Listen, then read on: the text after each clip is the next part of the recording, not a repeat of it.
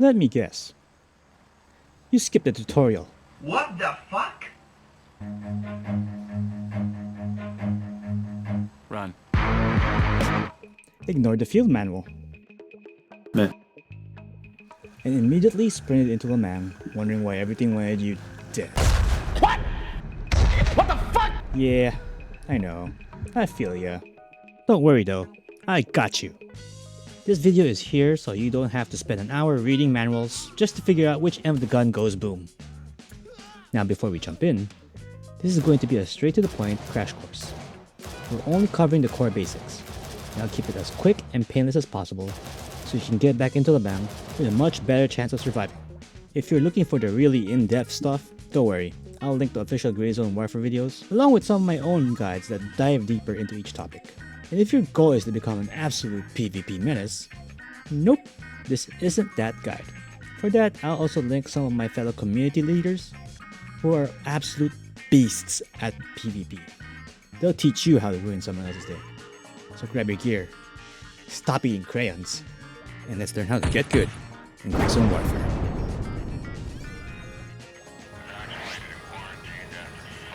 First things first, there's a brand new onboarding experience for new accounts. Instead of dropping you into the base and saying good luck, the game throws you straight into the action. One thing the game doesn't make very clear is that you have to complete a certain number of onboarding tasks before the rest of the game fully opens up. Until then, some features and progression will stay locked. Now, if you bought Gray Zone Warfare before patch 0.4.6, you won't see any of this. This only applies to players who purchased the game on patch 0.4.6 or later. So if you convinced a friend to finally buy the game, don't be surprised if they can't immediately do everything with you. They'll need to knock out those onboarding tasks first. The good news is you can still hop into their session and help them out. Just make sure they're the squad leader. Otherwise, the onboarding missions won't progress properly. Just keep that in mind before you start wondering why the game won't let your buddy do anything besides the tutorial. For everything medical and provisions related, Lab Rat is your go-to vendor. You'll increase her reputation by completing her tasks or selling her valuable loot. So don't ignore her unless you enjoy bleeding to death. Now let's go over the different medical items. The very first thing you should do if you're wounded and bleeding is to stop the bleed. If you don't, well, the problem kind of solves itself, right? First up are the hemostatic syringes. These are the fastest way to stop the bleeding. They come in small and large versions. And the only real difference is how many uses they have. Next are tourniquets. These are great backups if you run out of hemostats. They do take a few seconds longer to apply, but they will stop the bleeding and keep you from becoming part of the scenery. Once the bleeding is under control, it's time to close those wounds. That's where bandages come in. Every bandage will seal wounds, but each type has a different number of uses. So the better the bandage, the more injuries it'll patch up before you need another one. Next up, splints. These are used to treat broken bones, whether you earn them from taking a bad fall or catching a bullet. One important thing to remember, if a gunshot breaks your bones, you'll bleed out faster. So always stop the bleeding first, then worry about fixing the fracture. You can limp with a broken leg, you can't negotiate with blood loss. Now for the drugs! Pills. Or medicine, but they're called pills. These are your painkillers, essentially. Pain will eventually go away on its own, but if you want immediate relief, pop one of these.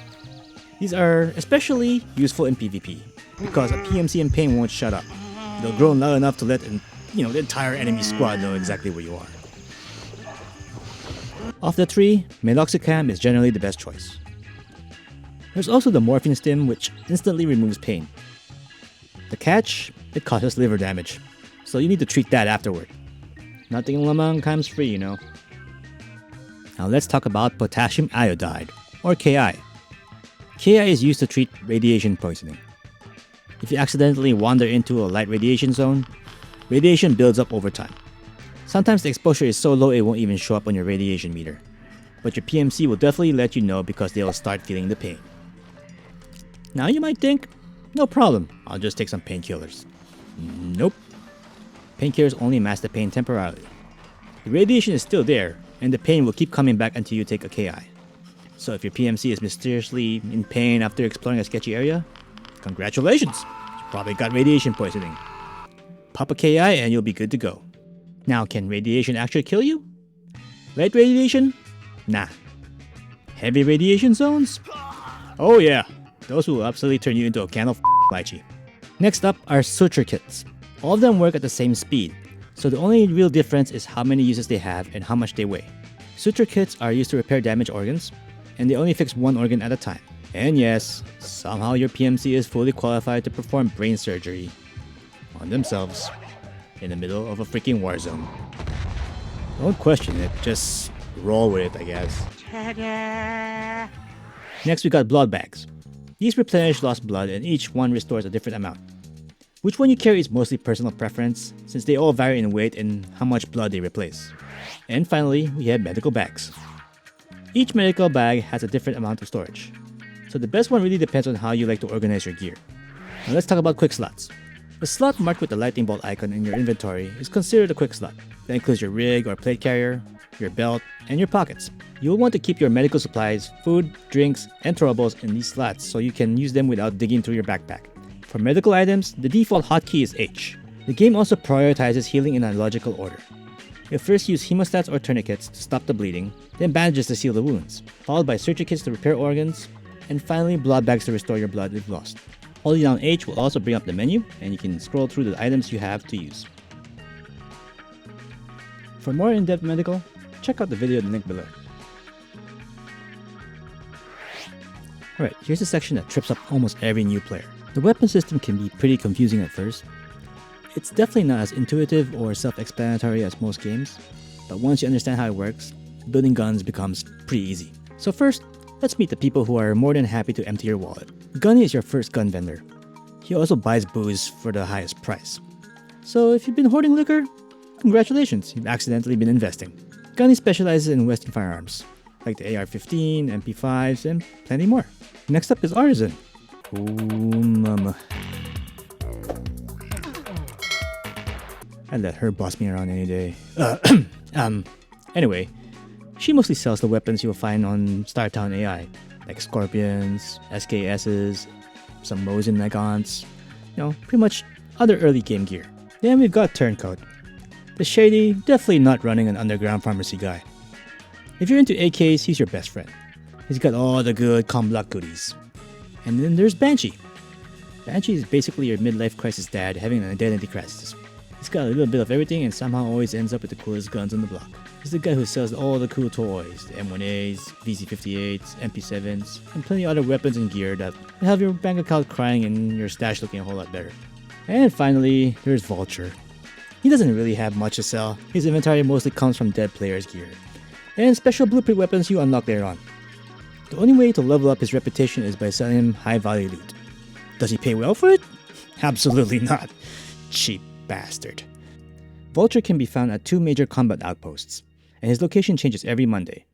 If you're trying to track him down, be sure to check whereisvulture.com to see his current location for the week. Now, how in the name of Lamang do you actually build a gun? Always start with the receiver of the weapon you want to build. For this example, we'll use the AR-15. Because, apparently, every PMC on this damn island signed the same sponsorship deal. So if you click on any part, the game automatically highlights every compatible attachment the vendor sells. For example, click the handguard, it'll highlight all the compatible attachments. Click one of those and it'll show you the parts that fit that component. Just keep following the highlighted parts and before you know it, you build yourself a rifle instead of accidentally assembling modern art. Now for anything gear related, Handshake is your go-to vendor. He's got your helmets, plate carriers, rigs, backpacks, and more. Artisan and Turncoat also sell a few pieces of gear, especially backpacks like the Trek Star and the Delta. So don't forget to check them too. Now let's talk about armor. Both plate carriers and vests come in different protection levels and are made from different materials, but there's one big difference between them. A plate carrier has built-in slots for magazines and other essentials, while a vest is just armor. If you're wearing just a vest, you'll need to wear a rig over it to carry your essentials. There are plenty of options to choose from, but one thing a lot of new players overlook is the coverage. In the top left of the armor description, you'll see exactly what it protects. Some cover the front, back, and sides, while others protect only certain areas. So if your armor only covers your front, maybe don't try tanking bullets with your kidneys. Always pay attention to how much coverage your armor provides, and whenever possible, try to face your enemy to get the most protection out of it. Now let's talk about protection levels. From lowest to highest, the armor ratings are Level 2, 3A, 3A+, 3, 3+, and 3++. So does the material actually matter? Yep, it does. The two most common armor materials are ceramic and steel.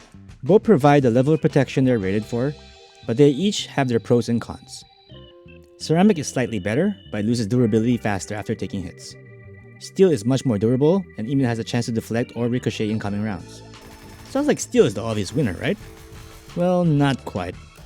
Steel is also heavier, which means you'll burn through stamina faster and carry more weight. So it really comes down to whether you value mobility or durability. Now, for a question I see all the time, does armor durability affect how much protection it gives? The answer is no. As long as your armor still has durability left, it will continue protecting you at its full protection rating. A plate at 5% durability will stop the same rounds as one at 100%, assuming it's rated to stop them in the first place. That said, don't take that as an excuse to run into the jungle wearing armor that's hanging on by a thread. It is still a good idea to repair your armor every chance you get, instead of, YOLOing your way into Lamang with a plate that's one bad day away from becoming a dinner tray.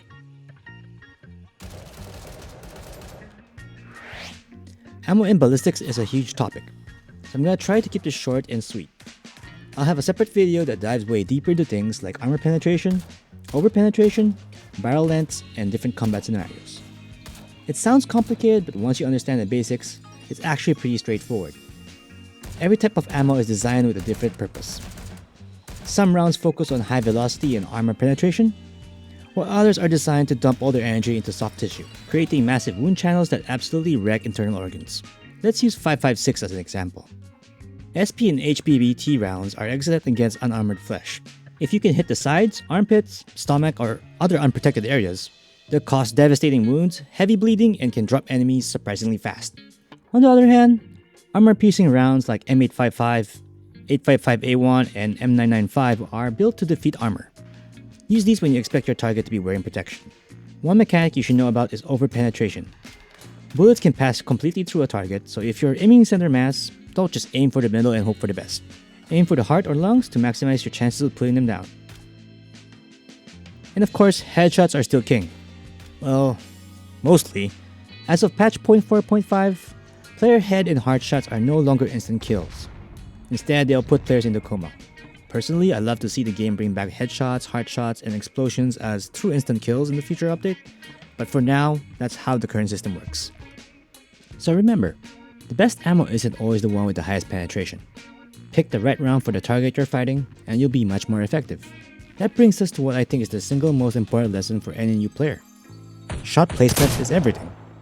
I tell every new player this: the gun and the ammo don't get the kill. You do. They're just tools. If you're bringing over habits from other shooters, COD, Battlefield, Tarkov, excuse me, you're probably gonna have a rough time in Lamang. GZW rewards precision, not just dumping rounds into center mass and hoping for the best. Learning where to shoot with the ammo you have will make a much bigger difference than simply buying the most expensive rifle or the fanciest ammo. Once you understand shot placement, you'll start winning fights that you would have lost before. Now, before we continue, let me save you from one of the biggest misconceptions in Gray Zone Warfare. There are no health points. No HP bar, no magical regeneration, no I'm at 5 HP but somehow still sprinting around like Usain Bolt. In GZW, every bullet affects the body itself. It damages organs, bones, blood, and limbs. Where you shoot and where you get shot matters more than anything else. If you look at the ammo's description, you'll see the highest armor rating is designed to penetrate. Now don't take this as, oh, it'll punch through anything below that in one shot. It doesn't work like that. Range, velocity, barrel length, and impact angle all play a role in whether a round penetrates. On the flip side, if you're shooting SP rounds at someone wearing level 3++ armor, you're basically giving them a firm pat on the chest. Ammo and ballistics have a lot of depth, especially once you start talking about different calibers, armor types, and combat scenarios. That's why I'll cover all that in a separate video. Until then, here's the best advice I can give every new player. Shoot the enemy until they stay down. Don't fire 1 or 2 rounds, assume you got the kill, and immediately start looting. Keep shooting until they're no longer a threat. Because in Gray Zone Warfare, if they are still moving, they're still dangerous. If you want to dive deeper into how ballistics work, I highly recommend watching MFG's terminal ballistics demonstration. It isn't fully up to date with the current patch, but the fundamentals of the system are still the same. Check it out in the link below. Now, if you want to see why shot placement matters more than chasing the meta, go check out my Cursed Gun series. I take perfectly good firearms and make them disappoint their manufacturers. Somehow they still work. Your eyes, however, might not. One of the biggest things that will keep you alive in Gray Zone Warfare is learning how to utilize cover. Always use cover whenever you can, and avoid peeking the same angle over and over. If the enemy knows where you're coming from, you're making their job way too easy. Instead, reposition. A new angle can completely change the fight and often catches both AI and players off guard. And when things inevitably go sideways, and trust me, they will, don't be afraid to fall back.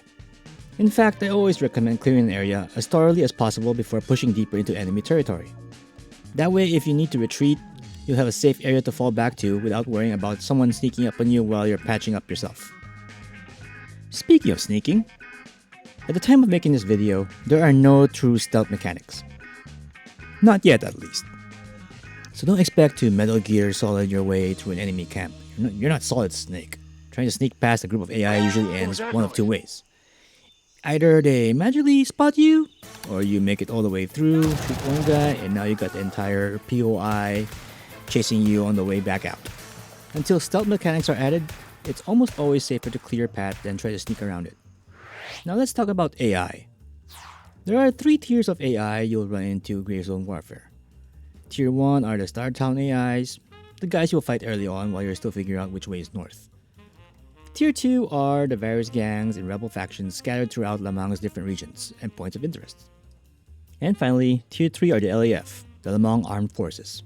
These are the toughest AI in the game and can be found guarding Fort Narret, Midnight Sapphire, and Tiger Bay. Now you're probably wondering, why are they numbered or tiered backwards? I have absolutely no idea. Don't ask me. That's how the community has referred them to since day one. Same goes for the POIs. I didn't name them, I just get shot by them. The way the AI currently works is pretty simple. The moment you shoot in their direction, they'll aggro onto you whether you're using a suppressor or not. Let me demonstrate. I'll fire a suppressed shot away from the AI, and they don't react. I'm gonna fire a shot towards their direction, and now they're alerted. So they're trying to find me, and once they do, they will shoot me.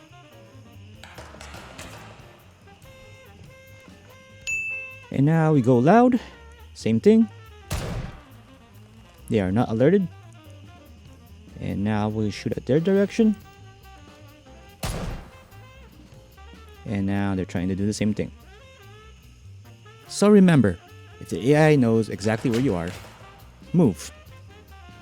Don't keep peeking the same tree hoping they'll suddenly forget you exist, because trust me, they won't. The AI is still a work in progress. The developers have made huge improvements since launch.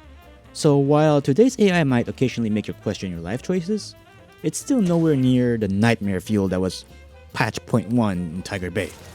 You new players have no idea how easy you've got it compared to what we dealt back in 0.1. If you don't believe me, hop into the official Gray Zone Warfare Discord and ask any 0.1 OG what the AI was like. They'll either start laughing or they'll stare off into the distance like they're having a traumatic war story. We didn't have tutorials back then, just PTSD. One last thing I want to cover is gear retrieval after death.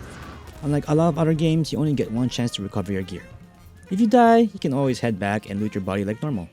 But if you die again before making it back to your first body, that original body is gone. Your most recent body becomes the only one you can retrieve. So don't rush back into trying to be a hero. Take your time, gear up if you need to, and make sure you're actually in a good position to recover your loot. Remember, losing your gear once is unfortunate, losing it twice because you panicked is optional. And finally, let's talk about tasking. With the Spearhead update, tasking is much more straightforward. The game now does a better job of showing you where to go and what you need to do right from the map. So instead of explaining every new feature, I'm just going to answer some of the most common questions we see from new players. One question that comes up all the time is, why do completed tasks keep showing up? That's actually intentional. Those repeatable tasks are completely optional. They're there if you want to earn some extra XP or vendor reputation. or need more reputation points to unlock tasks for the next region. MFG have also acknowledged that the current task system has its flaws and are actively working to improve it. So if you're trying to focus on content you haven't completed yet, keep an eye out for the first time icon on the task description. Now let's talk about combat outposts or COPs. Think of them as mini forward operating bases. They're great places to stash your loot, restock supplies, and turn in task items without making the long trip back to your main base every time. When a COP is gray, it is still under AI control. Eliminate all the AI to capture it. If it's purple, another faction has already cleared it in PvE. All you have to do is walk in and claim it for your own faction. Now, once it's captured, it'll turn blue for everyone in your faction. In PvP, it's a little different. Instead of purple, enemy-controlled COPs appear as red, meaning you will have to deal with both AI and the enemy players before you can capture them. The capture mechanics were recently reworked, and MFG has a video that explains all that in great detail. I'll have that link below as well. Task sharing is something that was added in 0.4.5, and it's a great way to progress with your friends instead of everyone doing the same task separately. Not every task can be shared though. Tasks that can be shared will have a special icon on the tactical map. There are a few requirements before you can share a task. Everyone in the squad must have the task unlocked, meet all the prerequisites, and be deployed together. Also, no one can already have the task in progress. Once completed, everyone receives the full rewards. The catch is, if anyone sharing the task dies, the task fails for the entire squad. If the task requires a special item, only the player carrying that item can complete that objective. And lastly, don't leave the squad while you're in a coma. It counts as a death and will fail the shared task for everybody. One last tip for all you new players, and trust me, you'll thank me later.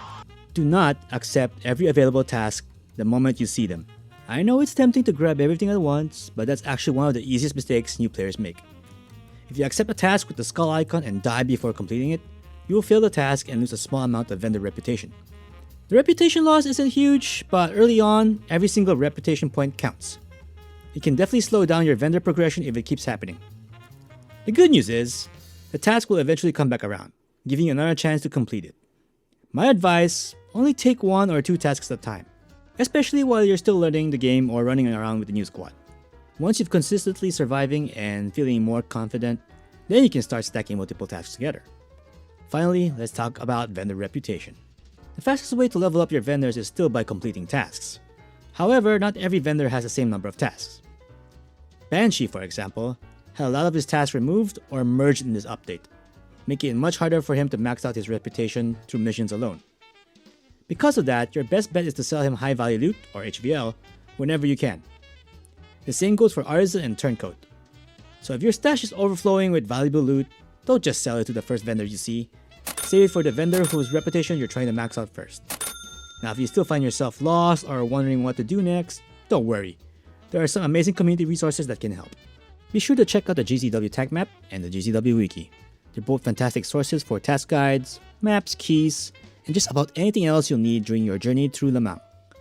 Huge shout out to Tucson for creating the tag map, and Erish Kigal for all the hard work maintaining the wiki. Now if you're looking for something a little different, check out gzwevents.com.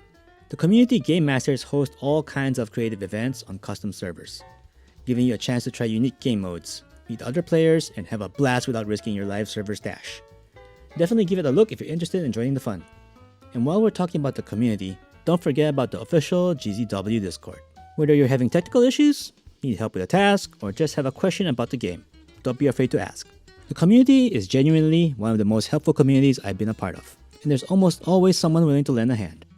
Well, that's gonna do it for part 1 of this tutorial. I hope this guide helped you get a better understanding of the core mechanics in GZW.